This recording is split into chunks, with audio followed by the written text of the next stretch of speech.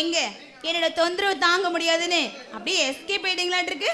இல்லை வித்யா, அப்பா உடம்பு சரியில்லைன்னு ஃபோன் வந்துச்சு. அதுதான் அவர் கூட போய் 2 நாள் தங்கிட்டு வந்தேன். அப்படியா? I am very sorry Arun. ஆமா, இப்போ அப்பாவோட உடம்பு எப்படி இருக்கு? ஒன்றும் பிரச்சனை இல்லை, வைரல் ஃபீவர் தான். 1 வீக் ரெஸ்ட் எடுத்தால் சரியாக போயிடும். சரி, ஒன்றும் பயப்படுற மாதிரி ஒன்றும் இல்லையே? அவருக்கு ஒன்றும் பயப்படுற மாதிரி இல்லை, ஆனால் நாம் 2 பேரும் பயப்படுற மாதிரி ஒரு குண்டை தூக்கி போட்டார். அருண், என்ன சொல்றீங்க?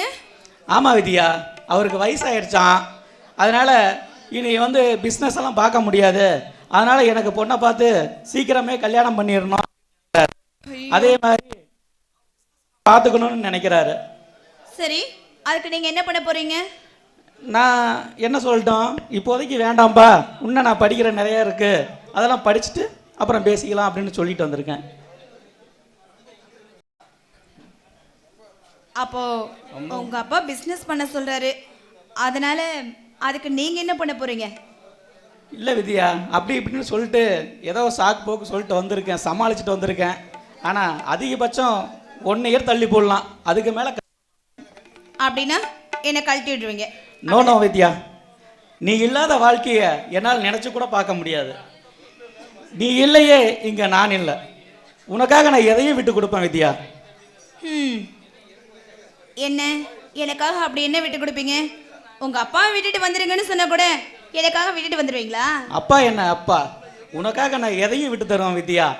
நீ என் கூட இருந்தா தான் எனக்கு ஆனந்தமே. இந்த உலகையே விலைக்கு வாங்கிறோம் வித்யா. ஆமா, நான் என்ன பொண்ணா வைரமா அந்த அளவுக்கு விலைக்கு வாங்குற அளவுக்கு? பொண்ணும் வைரமும் தான் விலை போகுமா? என் வித்யாவுக்கு இணை ஏதாவது இருக்கா?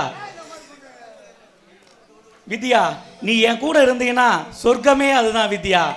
உன்னை தவிர என்ன வேற எதுவும் நினைச்சு கூட பார்க்க முடியாது வித்யா.